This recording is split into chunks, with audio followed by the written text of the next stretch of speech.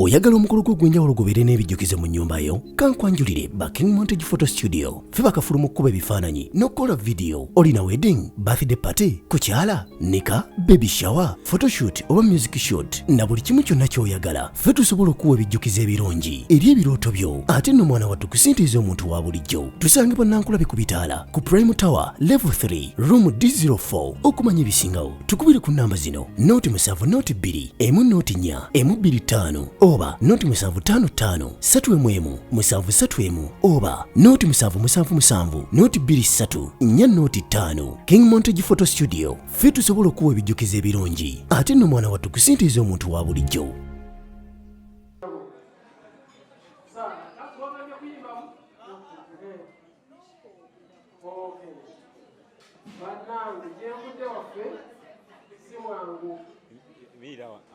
Olabye byonna Mukama mulungi ekiseera kyonna.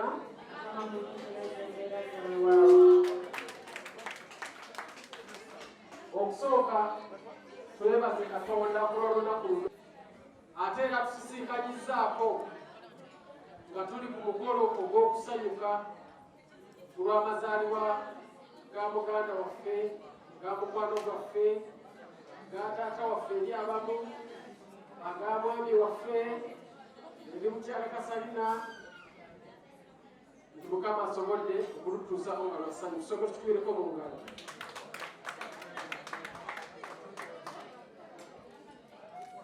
Nzijeko okwebaza Mukama Katonda, nja kwebaza Catherine Kusaasira.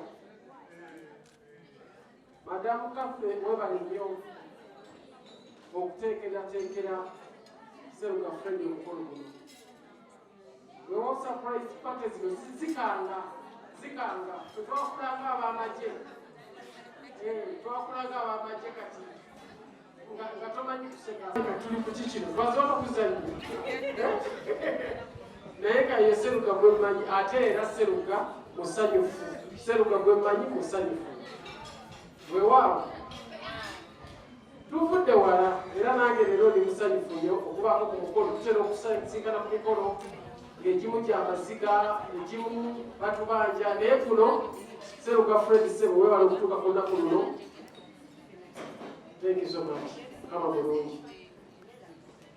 Madamu Sarah owanjimu kama ombalidde emyaka 20 gyogenda okuweza ng'oli kabozi nga mukaaga Novemba.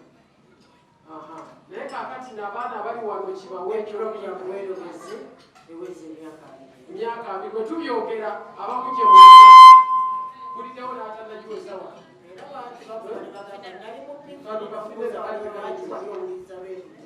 naye bwe muba mukwata ebintu mubikwata empola ensi tegenda kuggwawo.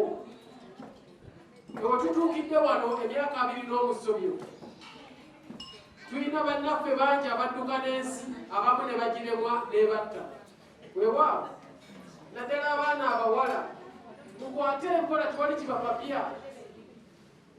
Saala yogedde emyaka 2 edda walingayo ekiboozi nga bagamba nti mu 2000 ensi egenda kuggwawo, simanyi eggulu ligenda kwekuutika. Ekiboozi ekyo kyatambula nnyo, naye nze 2000 twalina kifunga tukola show. Leero wayiseeyo emyaka 21. Kino kankitwale mbuulire abaana abawala n'abalenzi weewaawo, tewali nnyo kibapapya nga temwetegerezza.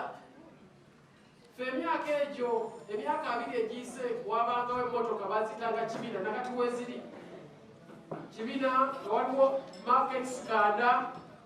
Naye ng'omwana omuwala omusajja okusiba emmotoka n'amuteeka market skanda, banaye ng'abanga kwe batadde mu nnyonyi. Weewaawo omusajja omuteekako mu kibina ng'abanga naye kwe batadde mu ki, era bangi mu mbeera eyo baafa. Bakola ki? Naye kati otuuka n'otulira kibina n'ogamba bannange eno eyattana mayanja nga kibina temukyali maki, temukyali makulu. Nolwekyo ensi teyakatandika, mutambule mpola mpola, ate ekikyo kigenda kuba kikyo. Ekikyo kigenda kuba kiki, tewali kigenda kukikyusa. Leero ffe tujja kwogera myaka gye tulina. Wewe munaakola kisijja jjombe mukole kyemuko. Wewa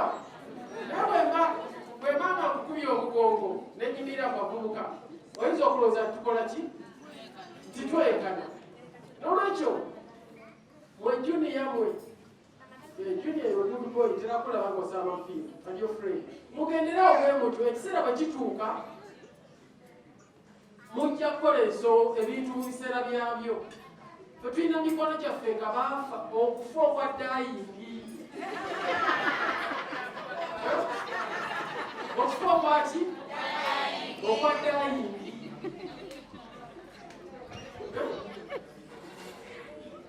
omanyi waliwo bana baganafe omutima nga tayogera nze ngamba kuli okufa okwaki nolwekyo mukwate enkola 20 years abamujja mulina naye sibiri kwe muddukira mulinga bagamba nti esente kense balike balikawo kwata mpola mwetegereze sente zoyagala ojja kuzifuna mu nsonga z'emikwano egyo temupapa kuba emikwano egyo gisse bannange bangi weewaawo ako kankakomyawo naye sipiidi kontrole kubanga twafirwa abantu bangi ate bwengaba ebyatta abantu binyiza n'okunyiza obumotoka balimbisanga abantu bakwedda ku mulembe bwaliwo mu markets waitemunabyo kibina okimanyi waliwo emotoka edda bagitanga 10 waliwo bajukira 10 waliwo ebumotoka obwo naye nawe otunuulira akantu akakusanga nakkati omuntu wakulusabeza kakikumi okugamba twala twalire naye kubassa abaana baki bangi n'olwekyo tutambule empola twekwase katonda jevudde waffe mungi naye akonjakadde kozesa omukisa guno kayiseewo ennyimba ezo lumu nabadde n'omwana nangamba muzeyi ndabye vidiyo yenkadde ndaba mu swimming pool nga bawuga abantu bawuga kyogamba nammwe swimming pool zaaliwo mukamukaira wakanaakana bakubuka muzaala wobuzala mujooga omutuuzi ebintu byemulaba byaliwo byali byadda and 20 years bwenzijukira 20 years ndabanga si bintu byadda ate mu abavubuka abaliwo mugenda kufuna sente nyingi n'okusinga ezo zetwafuna ekyo mutukubireko mu ngalo kubanga ffe twatandika nga n'abantu okgenda mu ndongo tebakimanyi abantu nga baavu nnyo abantu nga si babugumyeko naye leero ndaba buli babangufu n'olwekyo emikisa gyammwe mingi okusinga ate kujjaffe ekyetaagisa kwe kugikwata obulungi kola ebirungi bifuna bulamu musically eyo sijja kulekwa wamu saala tukwebaza tuweererawo lwa music poza ekirala njagala kwogerako ku muganda wange Fred Seruga muganda Seruga weebale nnyo weebaze ddala omusajja oyo Fred Seruga buli luyimba lwange lw'owulira buli luyimba lwange lwe nali nnyimbyeko lwabangamu amaloboozi okusooka lwabangamu Kaseruga buli luyimba lwange okuva eri ku Kereya abamu Kereya bamumumanyi naye simanyi obwomanyi yampangula n'okukutulako mpulira nnyumirwa kakati nenzirawo nendeta nekirasiyo tulikingetere otoli esobola okuwunya londa nze zonna amaloboozi gonna gemuwulira agabaakinga nze simanyi kubaakinga omusajja oyo muganda Fred Seruga nga bwe tubeera mu studio era nga bwe tubeera mu studio yaŋŋamba nti tena tebakiyimba bwe batyo nga nze olumala okussamu liidi nga ngamba kati vaayo ng'ateekamu amaloboozi gonna ennyimba zange zonna we lyabanga lyetaagisa ery'omukyala yayitanga Catherine oyo Seruga yasooka okuzuula nti Catherine ayimba Seruga oyo yasooka okizuula fe twali tumulaba mu gurupu naye yamutraininga nnyo kati bwe yatraininga ng'omwana omulala n'agaana gagamba vaayo Catherine weyayo yamwana mu studio teekamu endoboozi nno kati genda ennyimba ne zitunda ennyimba ne zitereera mu ssente ezange zennina mu bulamu mulimu amaanyi ga Seruga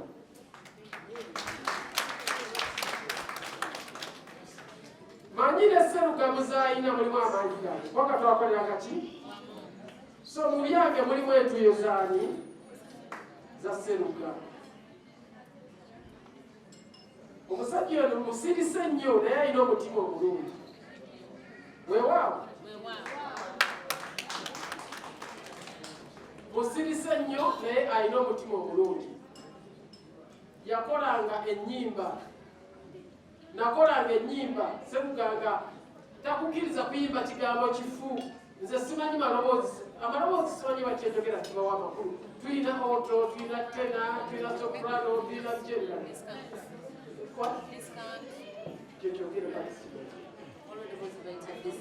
Katungapa bayimba mu church bagayimba maloboozi agayitamu nnyo akasinga okubeera akawaggulu.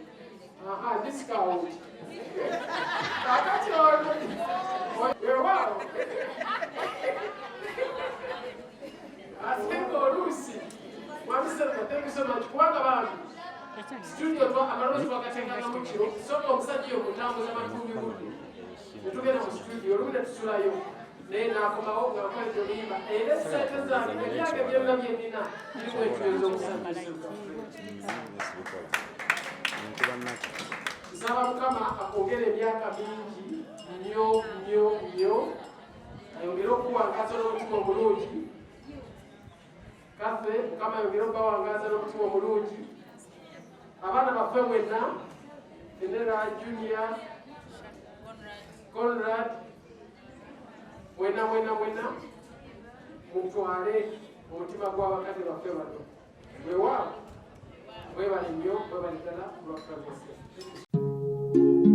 Oyagala omukolo gw'ogwenjawulo gubeere n'ebijjukize mu nnyumba yo? Kankwanjulire Baking Montage Photo Studio. Ffe bakafuluma okkuba ebifaananyi n'okukola vidiyo. Olina wedding, birthday party, kukyala, nika, baby shower, photoshoot oba music shoot na buli kimu kyonna ky'oyagala. Ffe tusobola okuwa ebijjukize ebirungi eri ebirooto byo. Ate nno mwana wattu kusintiiza omuntu wa bulijjo. Tusange Bannankulabe ku Bitaala ku Prime Tower Level 3 Room D04. Okumanya ebisingawo tukubire ku nnamba zino: 07 2 1 4 1 oba 0755 3 731 oba 0777 23 405. King Montage Photo Studio. Ffe tusobola okuwa ebijjukize ebirungi ate nno mwana wattu kusintiiza omuntu wa bulijjo.